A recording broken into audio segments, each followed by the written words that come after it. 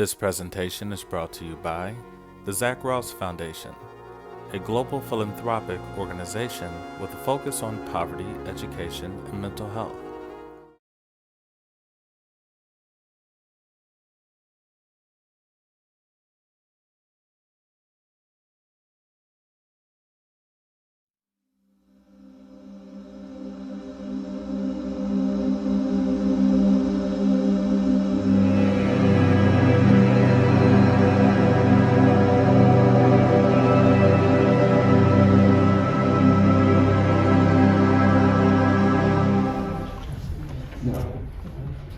So interestingly enough, I've taken drugs. So. What did you take? Just like out of curiosity. You don't look like the type to take drugs. When you say psychologically, you're talking about like Psychoactive. LSD or like edibles as well. Right, that's what I'm saying. Like, I mean, let's be honest, everything affects people differently. yeah, you can eat a shroom and it It's don't all do the drugs, same thing as right? a person. It's a drug. Quote unquote anything that it can alter your mind. Okay. Medication. Okay? I have. Illicit drugs. That's all I got. Okay. Anyone here drinks Coca-Cola, Mountain Oh, Dew? I Anyone love here drinks Coca-Cola. Mountain Dew. What does coffee do for you? How does it make you Caffeine feel? gives How you does it energy. alter your state of mind? It gets you hyped. Gives you Yeah, jittery, energy. jittery. So coffee could be classified as a stimulant, right? That crash is not it. What's that? The crash you get after is the stuff. Yeah, no, Tim. But what does it do at the time after you take it? Gives you the energy. Gives you Yeah, it's a A lot of stimulant, right? Right. You feel stimulated. What does it do to your mind? Does it make you feel sharp? sometimes. A little bit more aware, right? So we say sharpness is really awareness, more acute. Anyone here drink alcohol? Not gonna One lie. person will Oh, admit. fine. First of all, right, this is psychology class, so we're all observing our own emotions and behaviors. I'm not gonna So if lie. anyone's embarrassed, you say, hey, I don't want You people to shouldn't be think I doing it. drink. I don't want people to think I smoke. I don't want people to think I take quote unquote illicit or illegal or bad drugs. This is all part of our behavior, right? Point of the course is to be more conscious, more aware, more truthful about yourself. You're more aware of yourself, you're more aware of others. You're not aware of yourself, you're less aware of others. You know, the world's going to be more difficult for you to get ahead in by not being aware. So drugs are nothing to be ashamed of, right? This is just human behavior. We stay at the beginning of class. A lot of this is evolutionary, a lot of it is genetic. A lot of it is environmental. Environmental, let's say you're in a neighborhood where everybody does things. You may have a propensity to do them too, right? One in the wrong. Or your peers, influences. Yes, you're going to say something. I was gonna go back to her question. Go ahead. What have you taken? Yeah, like How what? did it affect you? Coffee. Yeah, you want me to right. name something really bad, right? I thought you Really were gonna wasn't say coffee. something like heavy, like shit. Right, I thought you were gonna say something. No. Yeah, I know. What's our first thought? This is psychology. Our first thought is illegal or negative. That has to do with the law. That has nothing to do with science. That has to do with whatever government you're in, municipalities, state, it'll differ, right? Schedule 1, Schedule 2, DEA, cocaine, methamphetamine, that's fine. But it's legal to drink coffee, right? Caffeine, which has some of the same mechanisms as cocaine. Maybe not as extreme, but some of the same. Right? You take enough of it, maybe you might get your high. Coca-Cola used to have the compounds for cocaine. What's the compound? Hence the name Coca. Coca-Cola. Right? So this is all part of the fabric of our world, our society. It's nothing to be embarrassed about. But just be more aware. And that's what we're going to talk about today in class.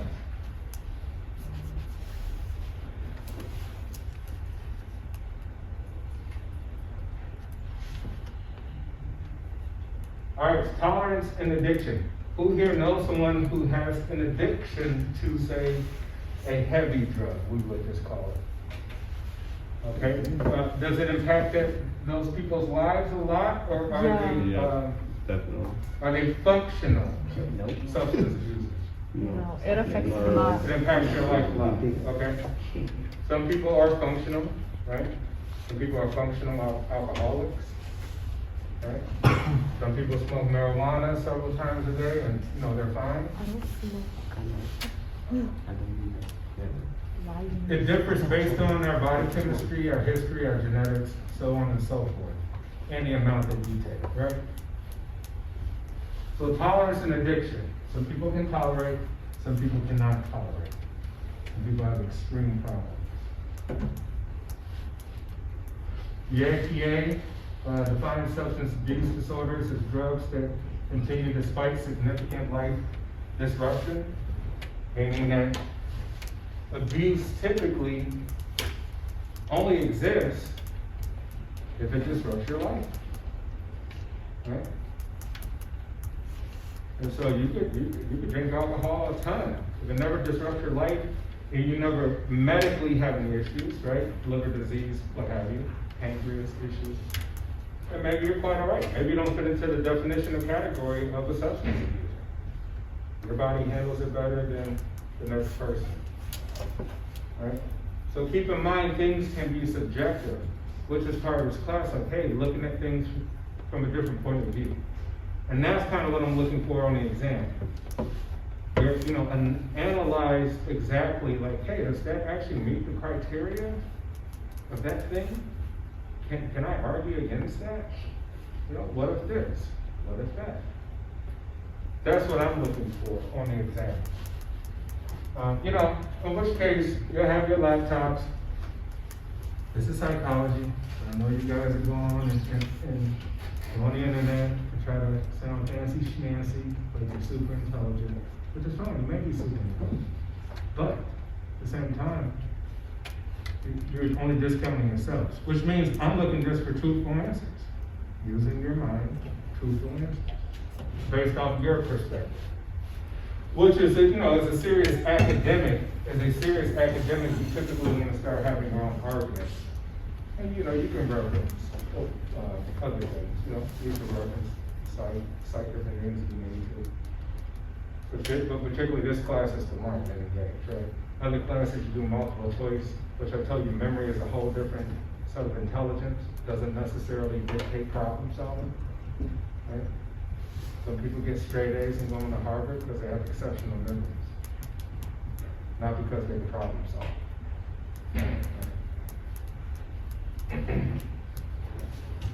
So that's what I'm looking for on the exam. It's more thoughtful, insightful, thoughtful. Give me some experiences in your life, your family, your job, your peers, people you know, things you've read.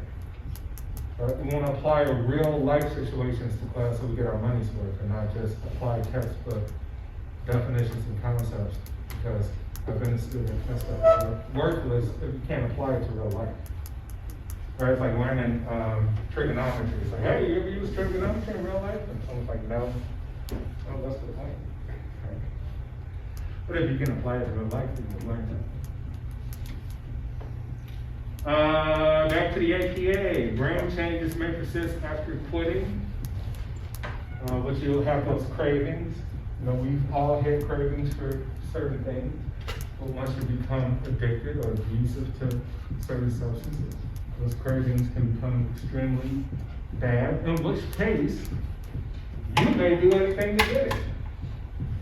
I gotta get it. I don't have the money. How am I gonna get it?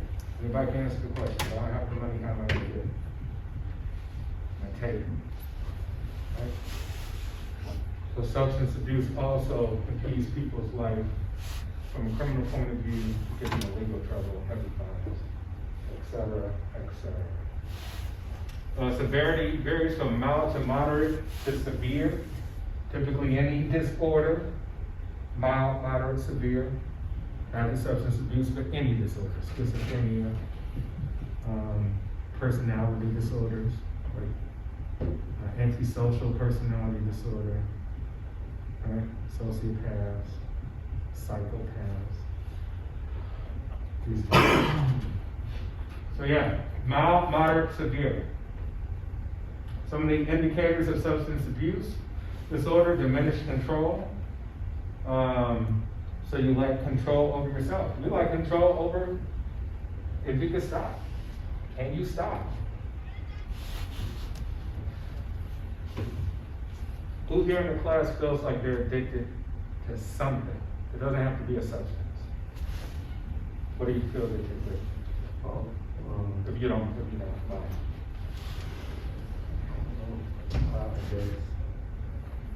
You want to keep it private? Football.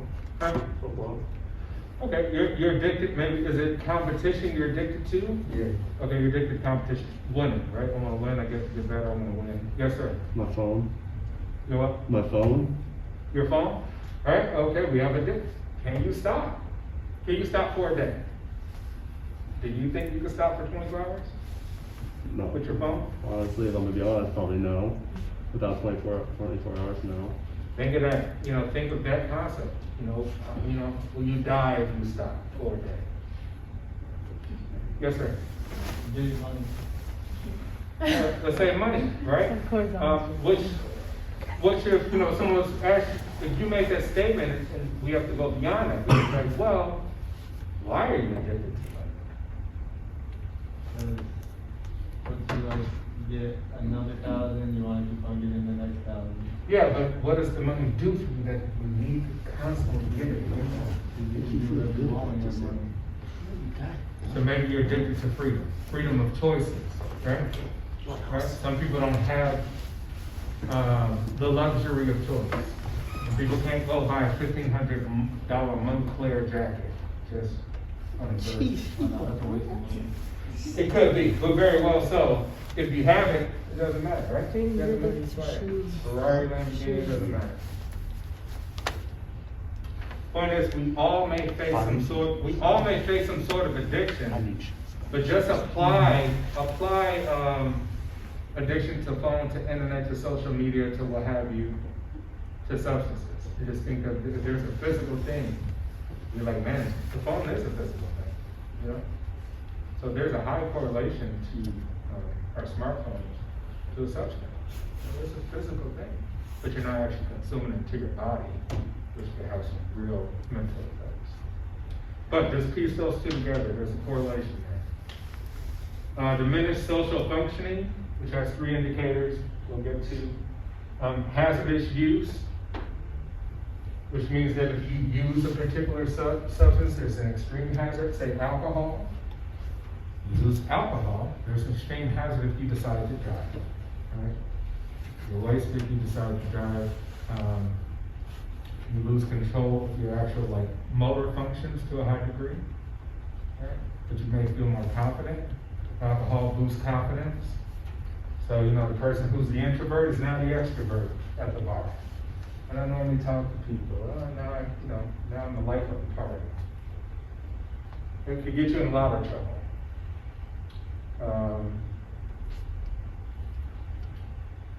And drug action, which we'll cover later.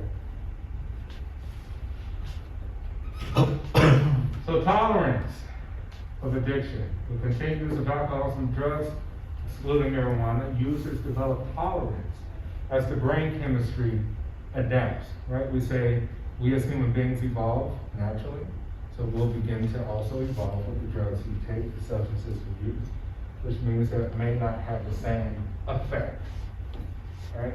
Now you need a harder dose, right? What's that new strain of weed they got? I want that, right? That other one, they don't do nothing, right? What's the new strain of this, of meth, of, how pure is this cocaine, Those types of things, we will become used to and we'll need harder things as time goes on. At some point, it just doesn't do it anymore, and then at that point, who knows what the individual does, right? Maybe they take their life.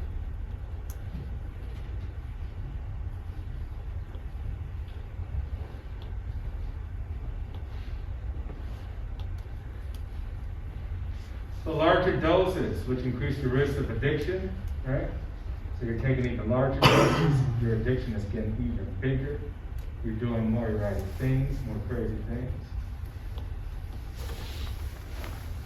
So you're developing a tolerance, right? Your body is saying, okay, we're used to this, we need more, give me more. And with addiction, it's caused by ever-increasing doses of most psychoactive drugs, including painkillers. A lot of people are addicted to painkillers. You know, there's a lot of prescription painkillers out there that you get for surgeries, and other reasons, right? Let's say you face an injury from sports, they can prescribe you a certain painkiller. You know, you may feel euphoric, right? It may alter your state of mind, like, man, this feels great. I'm not concerned about anything anymore. You become addicted to it. Just like getting your teeth pulled out. I forget the exact drug, but when they extract your teeth, especially wisdom teeth, they prescribe you something that normally mellows you out. It's very, very addictive. A lot of people get addicted to it. Cravings for the drugs, continued use despite adverse consequences. People are telling you it's bad, people are telling you that you're changing, that your life is getting worse, you need to get your life together. You're not trying to hear any of that, right? You struggle to attempt to withdraw. Like constantly saying, hey, I'll stop. I think I'm gonna stop, this is getting bad. I'm doing for this, I'm doing for my family. Your mind saying one thing, but your body is craving it because you've already become used to it. Now it's just become of your everyday existence.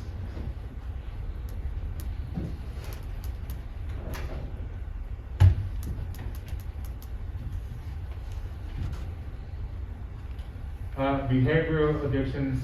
Try to avoid using addiction to label driven excessive behaviors such as eat, work, sex, and accumulating wealth.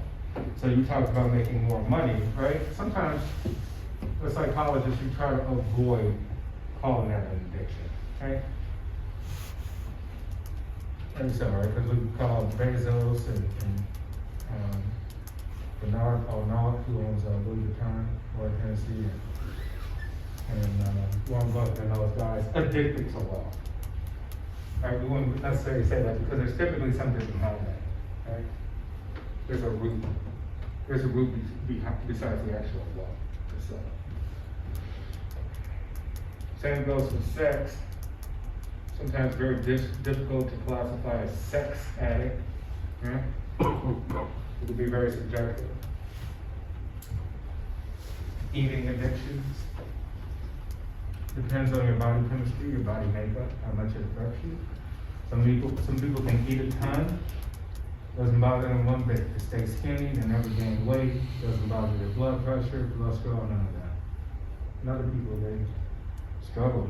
They nearly impossible for them to lose weight. Anyone here ever watch My 600-Pound Life? Oh, yeah. Right? Okay. So therefore you can see those type of issues that people have. But a lot of it is genetic. So sometimes very difficult for us as psychologists to classify it like, hey, you're addicted. Because typically there's something else going on. Types of psychoactive drugs. Depressants. Anybody can name a depressant? Yes? Fluoxetine. Okay, and what does that do? I just know that. What is it for? I just know it's for like anti-anxiety and inflammation. Mhm. And that's like the stimulants. Yeah, so it helps deal with anxiety issues. Right? It helps to calm your mind, calm your body. It slows brain activity. Right? So, yes sir, you're going to say something? Ashwagandha. What's that? Ashwagandha. And what does that do? What's that for? For stress and anxiety. Okay. So back to anxieties, right? People suffer a lot of anxieties for whatever reason, right? School, work, life. They can't control their minds. Constantly thinking about things, get turned off their brain. And that's where depressants come in, right? Want to slow down their brain activity so they're not so hyperactive in the brain, thinking about so many things. And that also slow down bodily functions too, as well too. And then we have stimulants. Who can name a stimulant? Name a drug that can stimulate us. Adderall, right? Let's say Adderall stimulates us. We may not want to go to sleep with Adderall, right? We're super productive. We get stuff done. Caffeine, as we said earlier. These things can focus your mind, allow for a lot more brain activity to occur. And we feel energetic, we feel euphoric. Hallucinogens. Who can name a hallucinogen? LSD, shrooms. Okay, good one. LSD, shrooms, right? Mushrooms. And those forms are a different category, actually. So these are completely separate. Although they alter the brain activity, in some ways it could be almost similar to depressants, some ways it could be similar to stimulants. It alters the brain activity in terms of perception of the world. Our perception of what's going on is completely altered. We may see the room completely different, people completely different. We'll observe the real world is completely different than what the average person would be seeing at that time or experiencing. All do their work in the brain synapses. So we talked about the synapses, right? These connection points within the brains, send these transmissions out, these electrochemical transmissions to the brain. So some can stimulate, inhibit, or mimic activity with the brain's own chemical messengers, the neurotransmitters. So it's basically using things that are already in the body, going to the brain, and exacerbating them or making them less. It's just altering those things that are already there.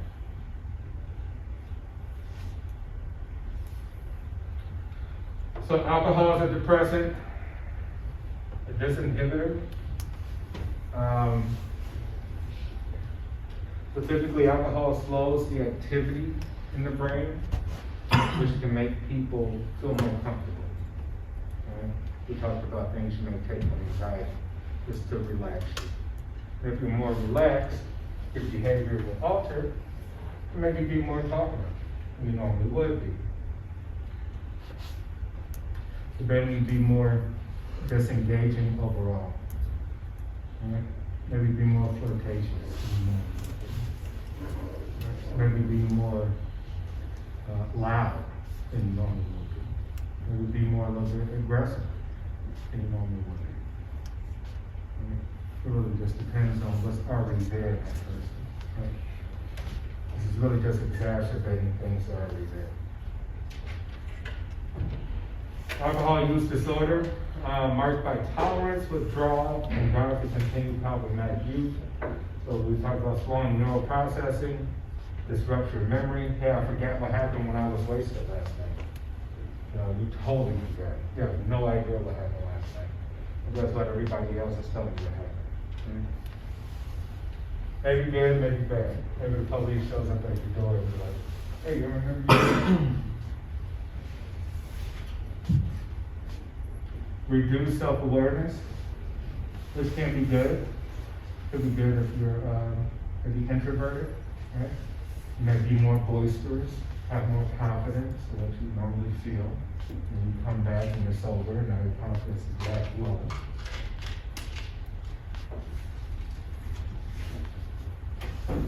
And expectancy effects.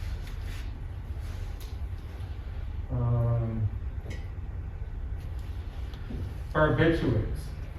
Anyone familiar with barbiturates? You heard of barbiturates? Can you tell me a little bit about any barbiturate you know? An example of a barbiturate?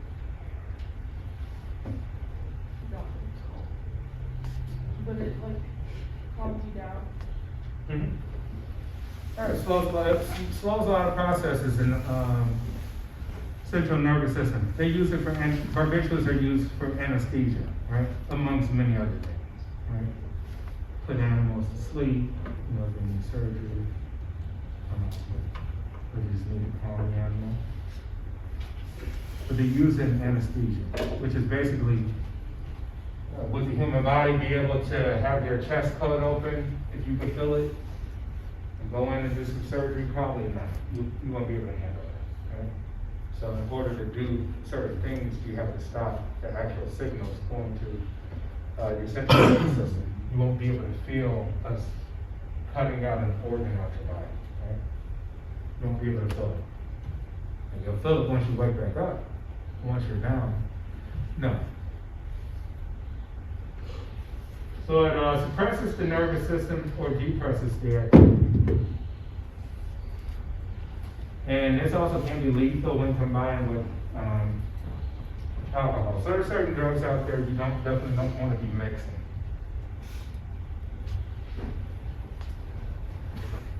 Opiates, which is a little bit different than opioids. Are you familiar with opiates? There's a lot of news coverage.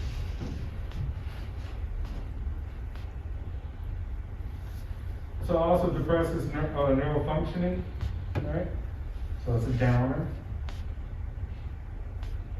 Opium and its derivatives are used for heroin, methadone, and pain narcotics such as oxycontin and fentanyl. Familiar with oxycontin and fentanyl, right? What's that? Yeah. Percocet. Yeah, so street drugs are used there. A lot of people need this, they need to escape.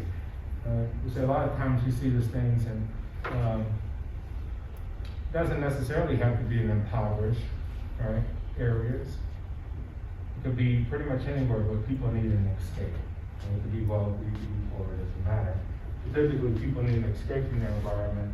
They use this to sort of just relax themselves. Or typically go to sleep. People use it as a sleeping mode. And it ceases endorphins up to the brain.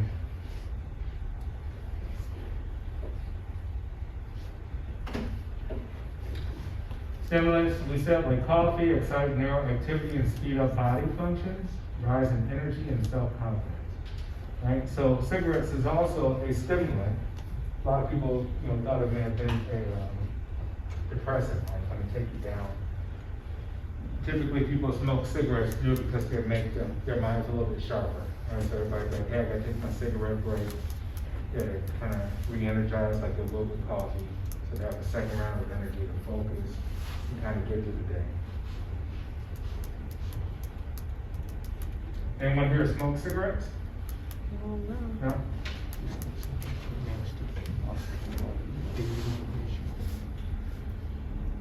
So nicotine highly quickly addictive, which is why you kind of get all the advertisements in high school about stay away from smoking. Extremely addictive. One of the most addictive things. Increased risk of dying from habit because of medical issues you will have with your lungs and breathing. Smoking correlates with rates of depression, chronic disabilities, and divorce.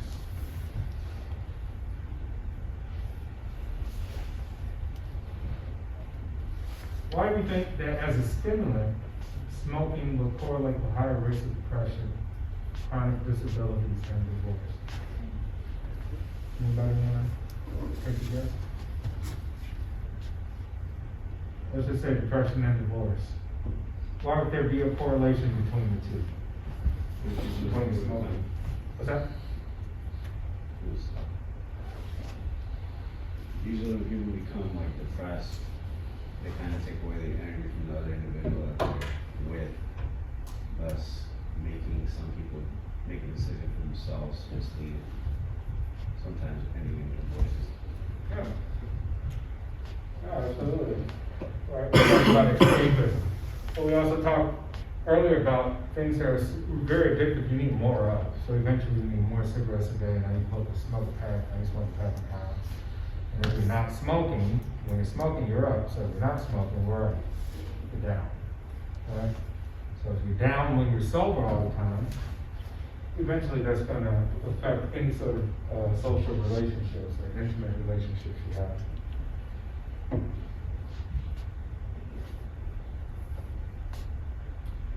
So anything that's highly addictive, such as cigarettes, so withdrawal related to acute cravings and relapses.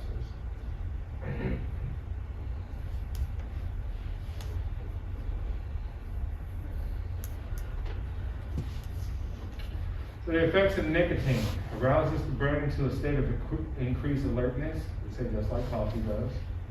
All right, now we're alert. Reduces circulation to the extremities. Tightens blood vessels up. Get that heart rate pumping faster, higher blood pressure because of that. High levels relaxes muscles and triggers release of neurotransmitter that reduces stress and anxiety. And suppresses appetites for carbohydrates. So typically, nicotine suppresses your appetite for carbs. Therefore, you see a lot of people who smoke, you know, they don't gain a lot of weight, or they lose weight very quickly, you know, very, very thin.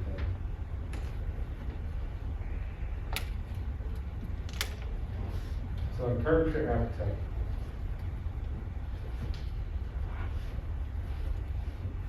Stimulants, cocaine, methamphetamine, ecstasy, or MDMA.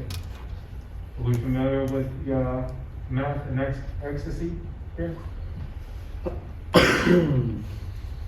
These are big problems in certain parts of the country with meth. Extremely dangerous to produce. You need chemical labs to produce these. They're very toxic and they're highly explosive. So those are one of the dangers, as well as using the actual end product of that. Ecstasy breeds arousal, right? You normally feel a higher sensation when you touch. The senses are high. When you touch things, they feel even better. It exacerbates those senses. And cocaine, kind of speaks for itself. Isn't popular. You're going to need more and more over time.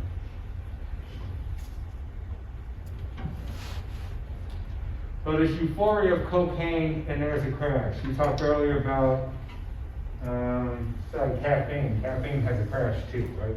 So we can relate caffeine or coffee back to cocaine. You have an extreme high.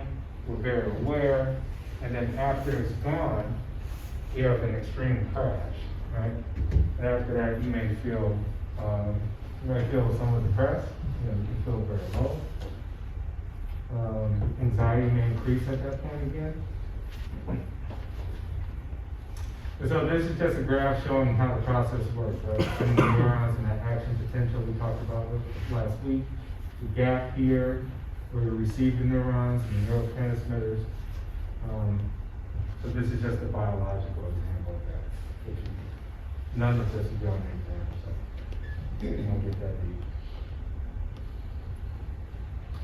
And hallucinogens, distort perceptions and evoke sensory images and sensory input absence.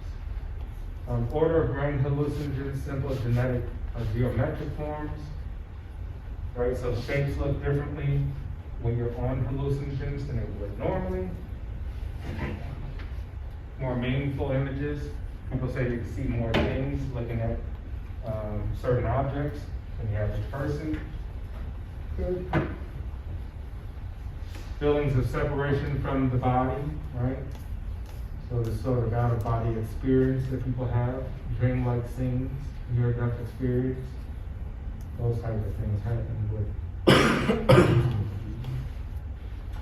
There's a difference between synthetic and natural, right? There's natural hallucinogens, psilocybin and marijuana, and then there's synthetic ones like LSD and MDMA made in the lab. What time is it? 47. Okay. We'll finish this and then we'll wrap it up. All right, we talked a couple weeks about biological influences. Some people have genetic predispositions to abuses of drugs. Right? Grandfather wasn't abused of certain drugs, dad, mom, grandmother, etc. You may be of a high propensity for it. Psychological influence, like it's purpose, significant stress, and sociocultural influence, right? The environment influence. All right, we'll wrap it up here. Any questions before you guys go? Yes? It's still not on, Black. Okay, I'll check it out. This presentation was brought to you by the Zach Ross Foundation, a global philanthropic organization focusing on poverty, education, and mental health. We hope you've enjoyed.